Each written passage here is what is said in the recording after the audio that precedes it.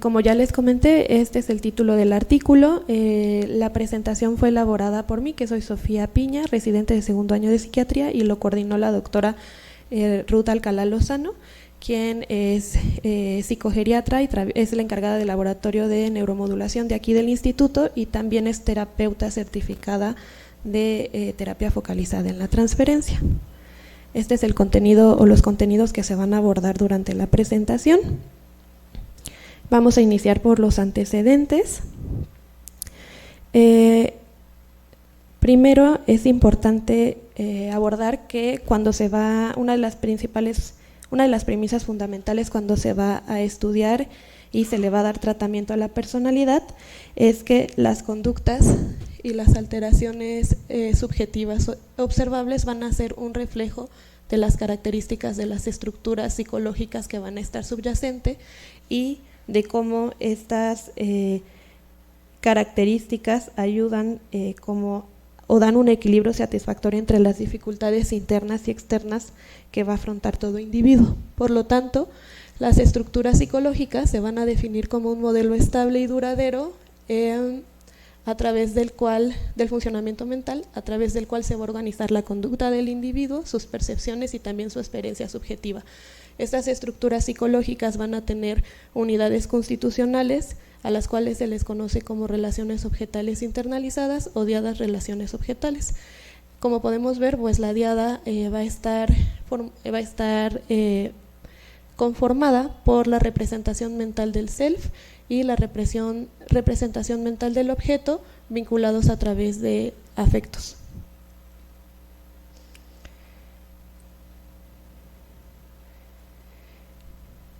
La personalidad también va a representar la integración de todos estos componentes que vemos aquí.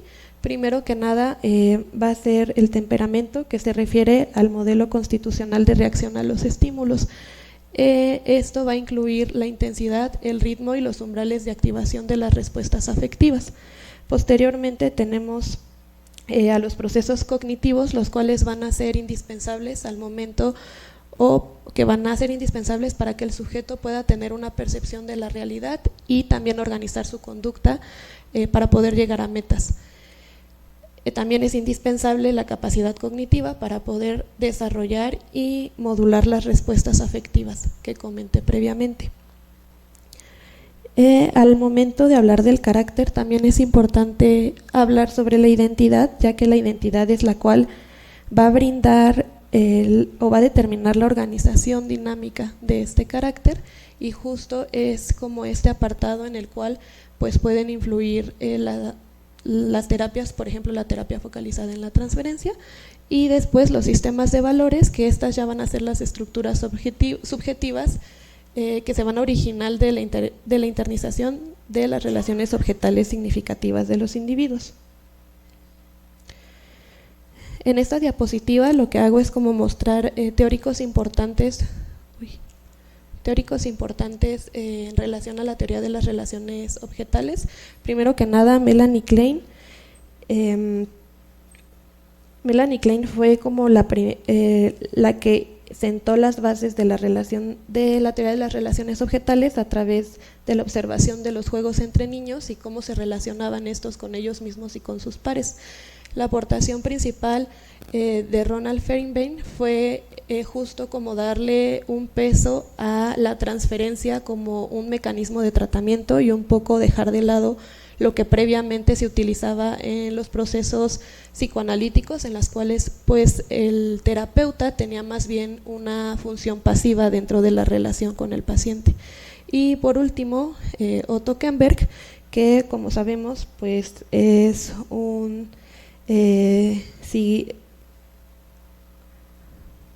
Otto Kemberg, que es un psiquiatra y psicoanalista, que bueno, sus principales aportaciones han sido esto de describir la estructura limítrofe de la personalidad, así como la clasificación de los trastornos de personalidad y también el desarrollo de una terapia focalizada en la transferencia para tratar dichos trastornos. En esta diapositiva lo que podemos ver son como ejemplos de diadas que les mencioné previamente. En la primera diada podemos ver la representación de un self hambriento y carente, que se va a relacionar con un otro sádico a través de un afecto intenso, que en este caso podría ser el miedo. En esta parte de acá podemos ver al self satisfecho, que se va a relacionar con el otro ideal y receptivo a través de un afecto intenso, que es el amor.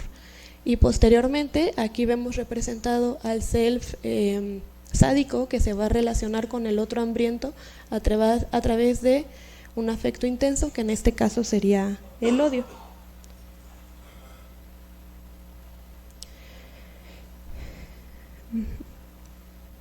Bueno, en este esquema lo que se representa es cómo va evolucionando esto de las diadas. Como podemos ver al inicio, va a existir una fusión entre la representación mental del self y del otro, lo cual le va a impedir al individuo identificar cuáles son los estímulos que provienen de él y cuáles son los estímulos que provienen del otro.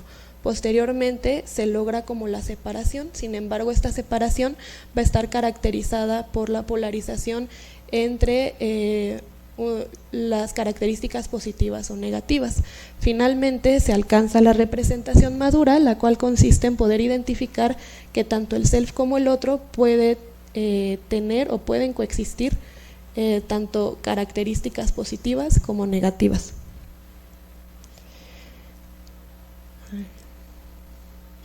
Bueno, esta diapositiva es como para ver las características de la organización normal de la personalidad.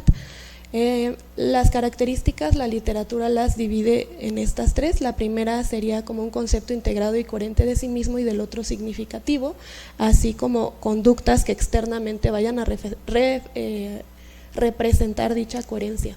Dentro de el concepto de sí mismo se evalúa una autoestima que pueda mantenerse en el tiempo y nos permita disfrutar de actividades placenteras, la compañía de otros, así como poder comprometernos con nuestras obligaciones o dirigir la conducta en respuesta a los objetivos, y también pues que todas estas características se mantengan a lo largo del tiempo y en diversas situaciones. Con respecto a el concepto de los otros significativos, se refiere a la capacidad de evaluar de forma realista a los demás y también de una forma empática.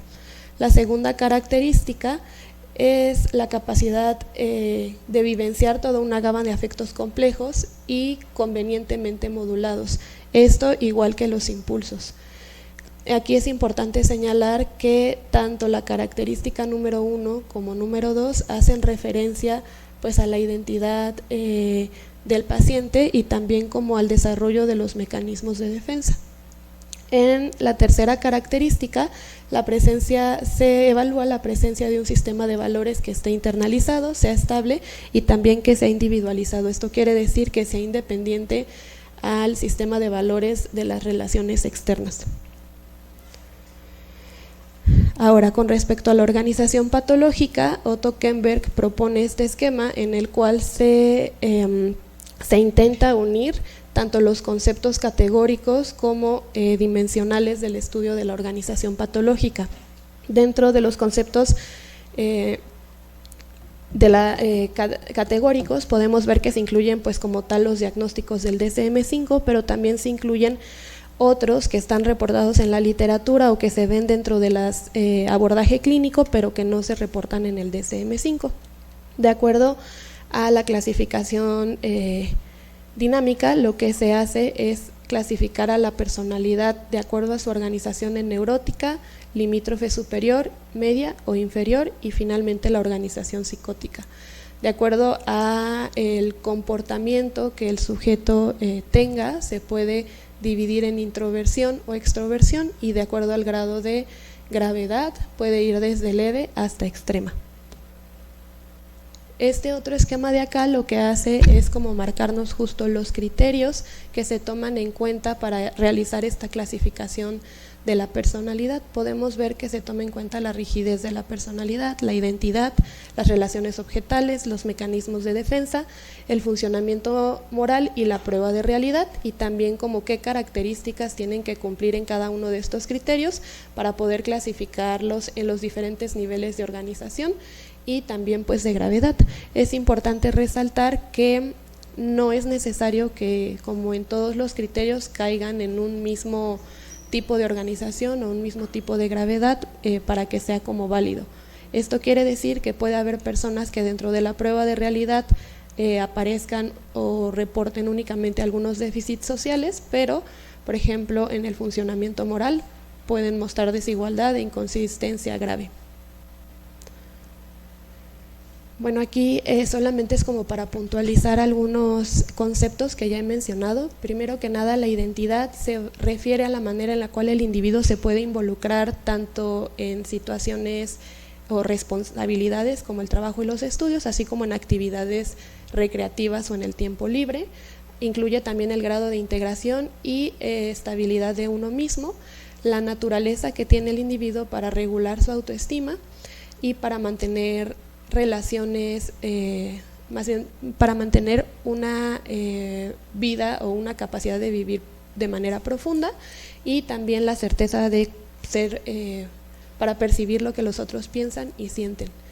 Dentro de las relaciones objetales se estudia la naturaleza y la estabilidad de las relaciones interpersonales o importantes del sujeto, su capacidad para combinar dentro de estas relaciones el erotismo y la ternura, su tendencia a ver las relaciones ya sea en términos de necesidades y empatía, y también pues qué tanta capacidad va a tener para mantener estas relaciones a largo tiempo, que reflejan también el compromiso pues con los otros.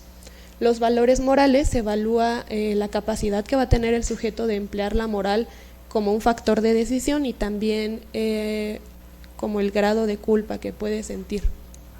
Los mecanismos de defensa van a ser los aspectos que van a ayudar al individuo como a afrontar esta ansiedad relacionada con conflictos entre lo interno y lo externo. Se van a dividir en maduros o basados en la represión, o inmaduros o basados en la escisión. Y para la prueba de la realidad, pues básicamente se evalúa qué tan capaz es el individuo de identificar el yo del no yo, de diferenciar qué estímulos provienen de ellos y de los otros, y también mantener criterios de realidad socialmente aceptados. Para la medición de la personalidad existen, o voy a hablar de estos dos instrumentos, que los dos fueron diseñados por Otto Kemberg. Primero está la entrevista estructural, que como su nombre lo dice, la finalidad de la misma es estudiar la estructura de la personalidad. Esta entrevista tiene un modelo libre, lo cual lo vuelve como más evaluador dependiente, disminuyendo de esta forma como su validez y confiabilidad estadística. Y bueno, obviamente también depende de la expertise que tenga el entrevistador para realizarla. Por otro lado, la entrevista estructurada de organización de la personalidad revisada, o por sus siglas en inglés es tipo R, también es una evaluación de la personalidad que es semiestructurada, lo cual disminuye la influencia del entrevistador, aunque sí es necesario que él mismo tenga una capacitación para poder llevarla a cabo. Y bueno, por lo mismo es posible tener como una mayor confiabilidad estadística y medir a lo largo del tratamiento los avances o los progresos en las diferentes dimensiones de la personalidad. De acuerdo a las clasificaciones categóricas que nosotros utilizamos, la CIE-11 te propone como estos criterios generales para diagnosticar un trastorno de personalidad. Posteriormente te indica que puedas referir el nivel de gravedad, tomando en cuenta los daños a sí mismo y a los otros y el deterioro en las diferentes áreas de la vida, y después te sugiere o puedes tú poner si existen rasgos predominantes dentro de dicho trastorno. Con respecto al DSM-5, únicamente en la sección 3 se abordan como estos criterios generales también para abordar los trastornos de personalidad. Aquí solamente subrayé el criterio A, que lo que hace justo es evaluar el nivel de funcionamiento tanto del self como el valor de funcionamiento interpersonal, tomando en cuenta identidad, autodirección, empatía e intimidad. De acuerdo a esto se puede dividir en poco deterioro, algún deterioro moderado, grave o extremo. Posteriormente te muestra 5 dominios que están conformados por 5 facetas cada uno de rasgos específicos de la personalidad. Ahora, dentro de los tratamientos voy a hablar de la terapia focalizada en la transferencia, la cual es una terapia psicoanalítica manualizada que va a estar diseñada para pacientes con trastornos de la personalidad. Los objetivos de esta terapia van a ser integrar la representación mental propia y de los otros significativos, también modificar los mecanismos de defensa primitivos y resolver la difusión de la identidad.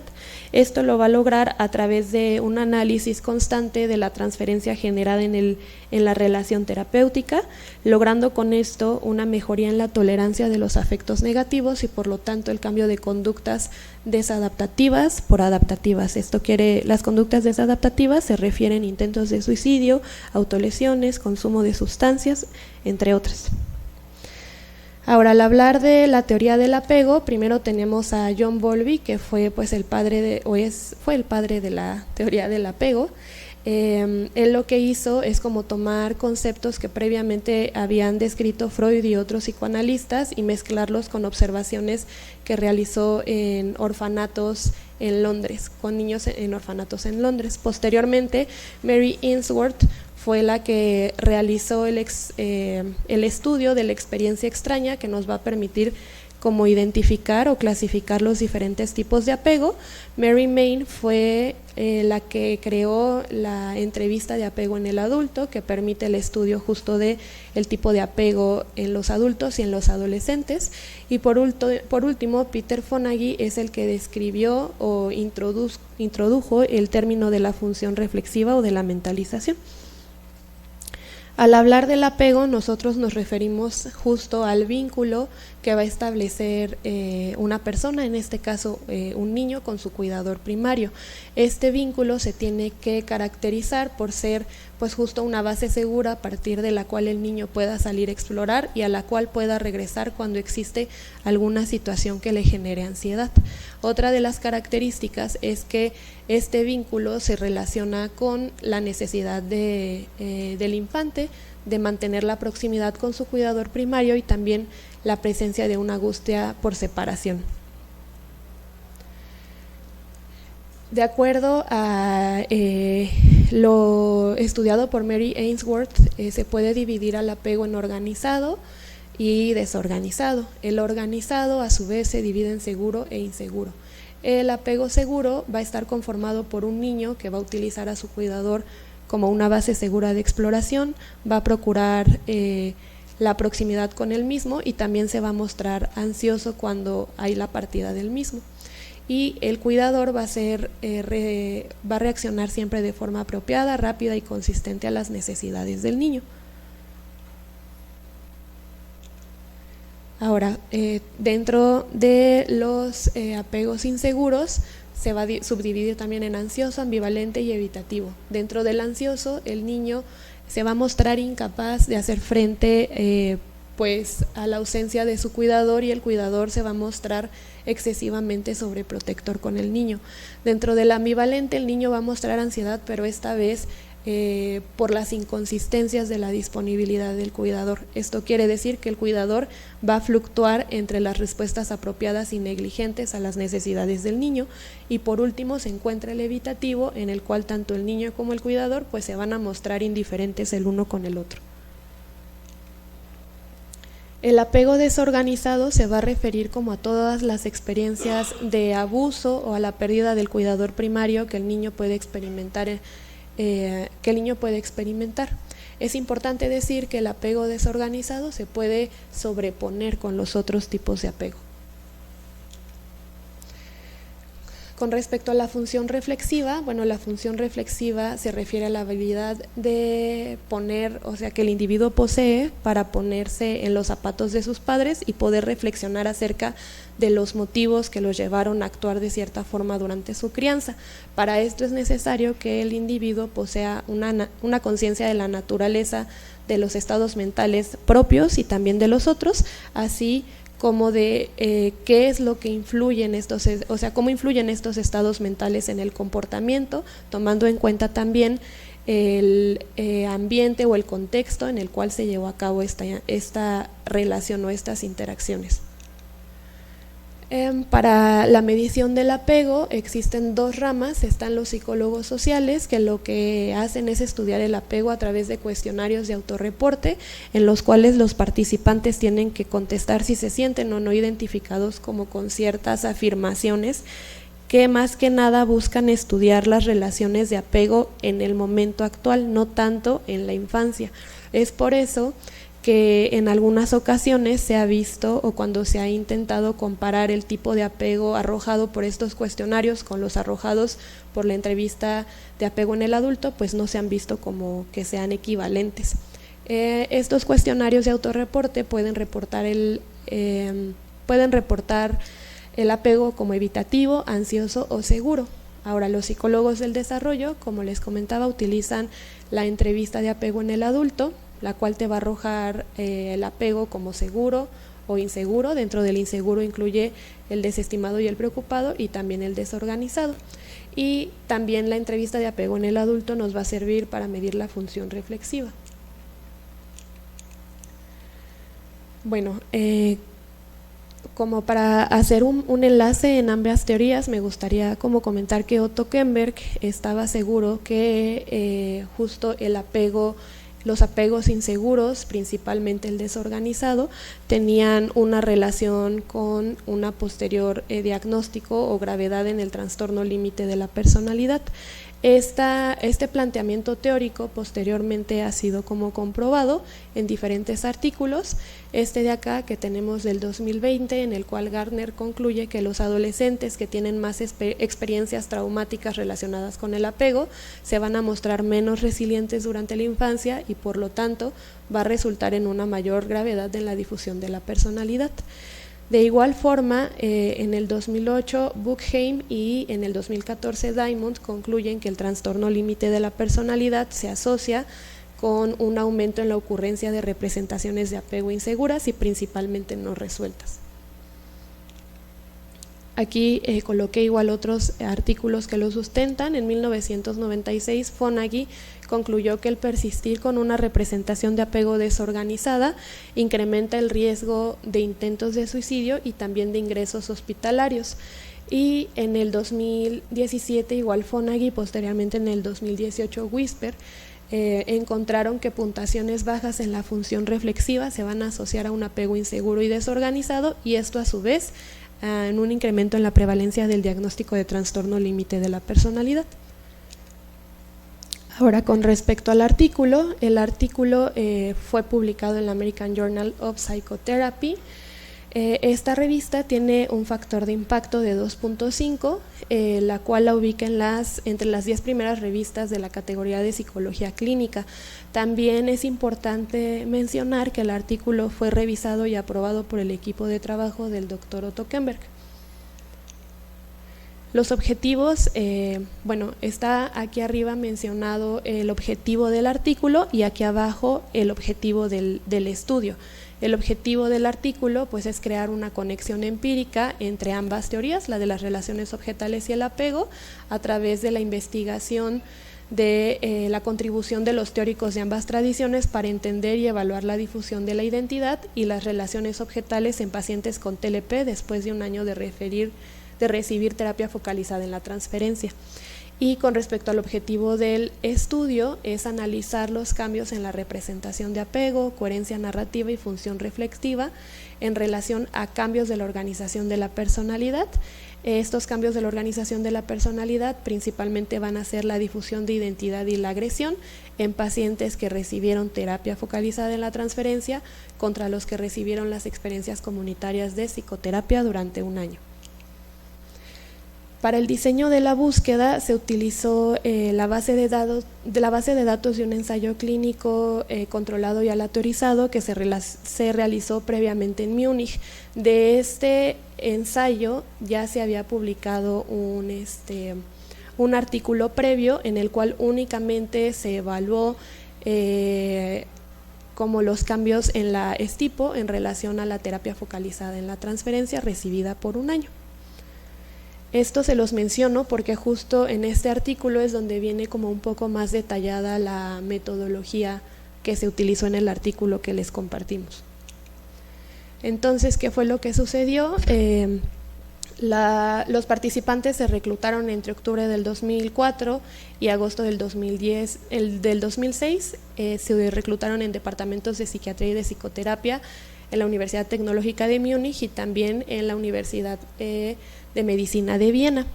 Posteriormente, para realizar este reclutamiento, pues se tomaron en cuenta estos criterios de inclusión, que son pues que las participantes tenían que tener de 18 a 45 años, únicamente se incluyeron mujeres, tenían que cumplir criterios diagnósticos de TLP de acuerdo al DSM-4 y dominar el idioma alemán. Dentro de los criterios de exclusión estuvieron el trastorno antisocial de la personalidad, que la participante tuviera diagnóstico de esquizofrenia o de trastorno bipolar con un episodio activo en los últimos 6 meses, comorbilidad con abuso de sustancias en los últimos 6 meses o también comorbilidad con alguna patología orgánica o discapacidad intelectual. Es importante mencionar que el uso de psicofármacos fue reportado, mas no influyó como en la elección de las participantes. Posterior a esto, se les dio a las participantes un consentimiento informado. Toda esta información fue enviada a un centro externo donde se realizó la aleatorización de los 104 participantes, quedando 52 participantes en las experiencias comunitarias de psicoterapia y 52 participantes en la terapia focalizada en la transferencia.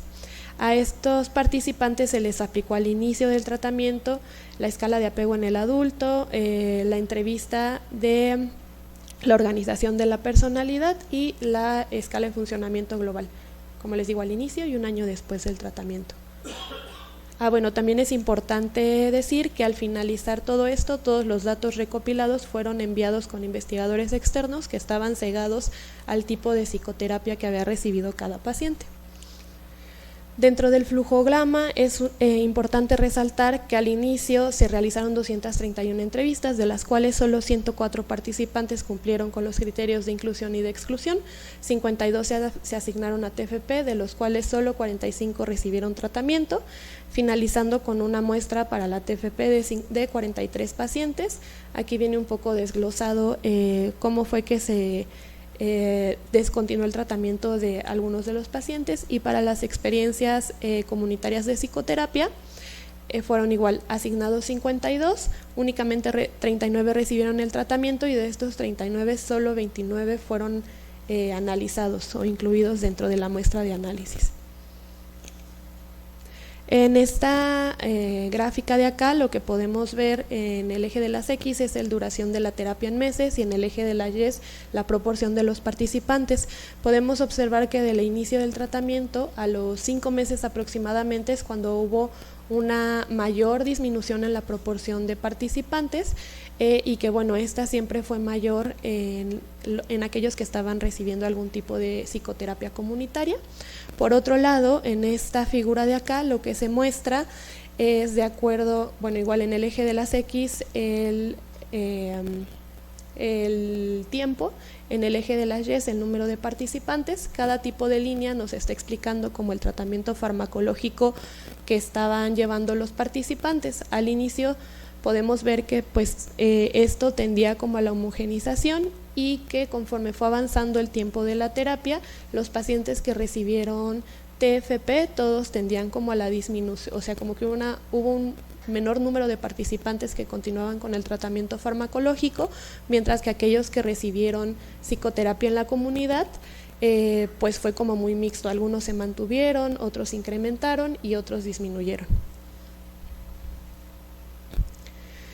Dentro de los tratamientos es importante especificar que el grupo que recibió TFP estaba conformado por terapeutas que eran médicos o psicólogos clínicos con una experiencia profesional aproximada de 9.4 años, que previamente habían recibido un año de entrenamiento en este tipo de terapia y al final fueron 31 terapeutas. Por paciente hubo un promedio de 48.5 sesiones con una frecuencia de 2 veces por semana y cada caso tuvo una supervisión aproximada de 21.5 horas.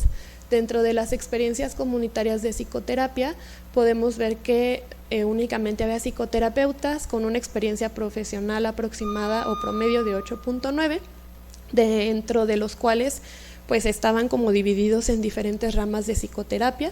psicoanálisis, terapia cognitivo-conductual, terapia centrada en el paciente, terapia sistémica y terapia Gestalt.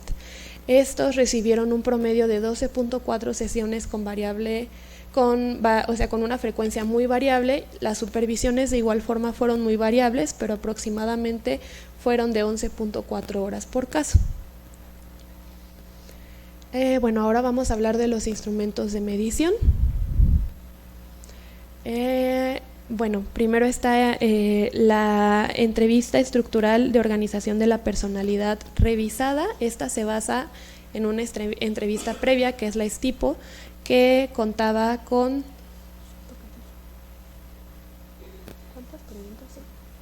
104 preguntas y posteriormente se redujeron a 55 en su versión revisada, que es la que se utilizó en este estudio.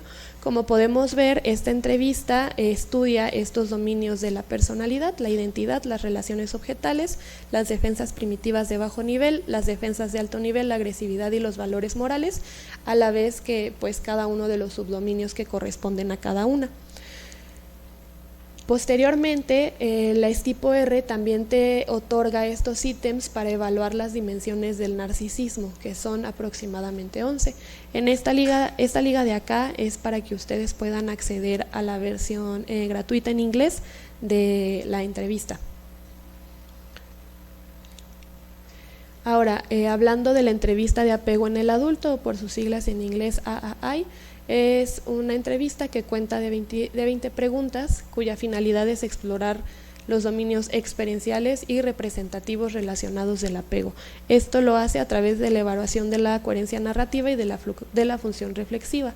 La entrevista tiene como dos etapas. En la primera se evalúa la experiencia de apego en la infancia.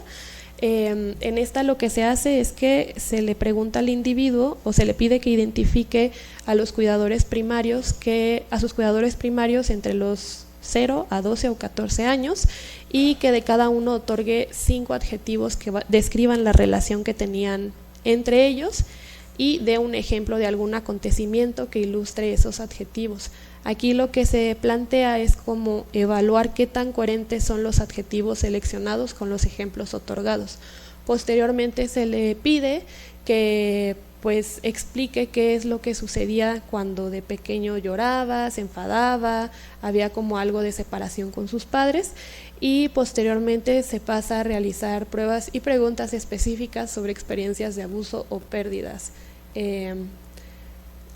de los cuidadores. La segunda parte evalúa el mundo de la representación interna. Esto es a través como de 2 preguntas principales. La primera, en la cual el individuo expresa cómo cree que estas experiencias en la infancia influyen en su personalidad actual, y posteriormente como que intente inferir por qué sus cuidadores se comportaron de cierta forma durante su infancia. Todas las entrevistas se graban y se transcriben de forma literal, ya que posteriormente tienen que ser evaluadas por evaluadores que estén calificados para la interpretación de resultados. Una vez que los evaluadores tienen estas pruebas, lo que hacen es llenar 7 escalas de 9 puntos cada uno, 5 para las experiencias pasadas con las figuras de apego y 2 para el estado mental actual en la relación del apego, que realmente estas son las que nos van a ayudar a evaluar la función reflexiva. De ahí es que el apego organizado se puede clasificar en seguro o inseguro. Dentro del inseguro está el descartante o el preocupado, y posteriormente es el desorganizado, el cual se otorga si en la entrevista se muestran signos como de experiencias traumáticas que no han sido resueltas. Y como les comentaba, este apego desorganizado se puede superponer a los otros tipos de apego. Después también se puede otorgar la clasificación de no clasificado. Esto es cuando el individuo cumple características para más de un tipo de apego.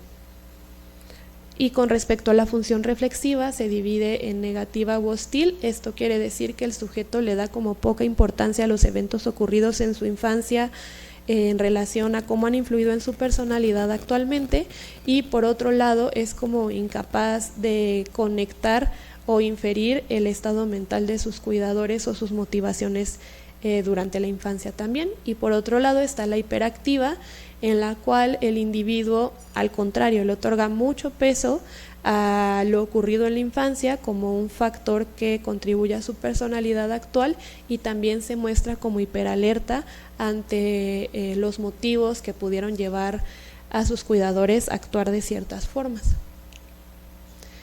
Después se utilizó la escala de funcionamiento global, que como sabemos pues es una escala que lo que hace es otorgar una puntuación del 1 al 100, tomando en cuenta el grado de funcionalidad en las diferentes áreas del individuo en el momento en el que se realiza la evaluación.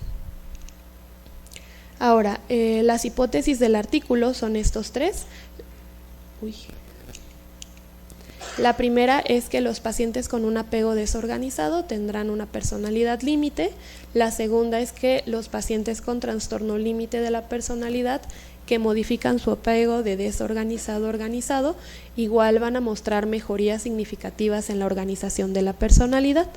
Y posteriormente que los pacientes que recibieron terapia focalizada en la transferencia tendrán una mejoría más significativa en las subescalas de identidad y agresión en comparación con aquellos que recibieron las experiencias comunitarias de psicoterapia. Para el análisis de datos se realizó o se utilizó el programa RStudio en su versión 4.2. Para la relación entre el apego y la organización de la personalidad se estudiaron dos tipos de variables, las variables categóricas y las variables continuas. Para la comparación de las variables categóricas se utilizó la ANOVA de una vía, y para la comparación de las variables continuas se realizó la correlación de Pearson. Ahora, para los cambios de la organización de la personalidad intrasujeto, esto es decir, antes y después de recibir el tratamiento un mismo participante, y los cambios de la organización de la personalidad, ahora sí, entre pacientes que sí modificaron su apego a los que no lo modificaron, se utilizó la prueba de rasgos no paramétricos de Wilcoxon. Para comparar a los pacientes que recibieron terapia focalizada en la transferencia con los que recibieron la experiencia comunitaria de psicoterapia, se utilizó la ANOVA de medidas repetidas con 2 vías, y para evaluar la coexistencia de cambios en el apego, la organización de la personalidad y otros resultados, se utilizaron correlaciones parciales de puntuaciones de cambio, controlando los valores iniciales de las variables que se compararon. Ahora, los resultados con respecto a la primera hipótesis, que lo que intenta es relacionar o la relación entre el apego y la organización de la personalidad al inicio del tratamiento, estas fueron los resultados arrojados. El primero es que las participantes con apego desorganizado mostraron significativamente más gravedad en la organización de la personalidad en la evaluación inicial. Como podemos ver, la significancia de estos resultados es importante, ya que todas se encuentran en un rango menor a 0.05, y de igual forma la D de Cohen nos muestra pues un efecto entre medio y alto. Ahora, el siguiente resultado es que las participantes con narrativas menos coherentes mostraron niveles más bajos de organización en la personalidad. Esto quiere decir mayor patología. Como podemos ver, bueno, la R, de acuerdo a lo que nos reporta la R, pues sí hay como una relación negativa, y bueno, las P's siguen mostrando como una significancia estadística, y bueno, justo la correlación de la R, todas se encuentran dentro de una correlación baja a media. Y por último, como al intentar analizar si la función reflexiva se asociaba con la organización de la personalidad, pues se encontraron valores poco significativos estadísticamente y también correlaciones bajas. Por lo tanto, se concluyó que los puntajes en la función reflexiva no se asocian con la organización de la personalidad. Con respecto a los cambios de la organización de la personalidad en relación al apego, aquí podemos ver en esta tabla, por un lado, el estipo y sus subescalas, y por este lado las participantes que sí modificaron su apego con las que no modificaron su apego. La Z lo que va a referir es que tanto se alejaron de la media en relación a los puntajes que obtuvieron en las primeras evaluaciones.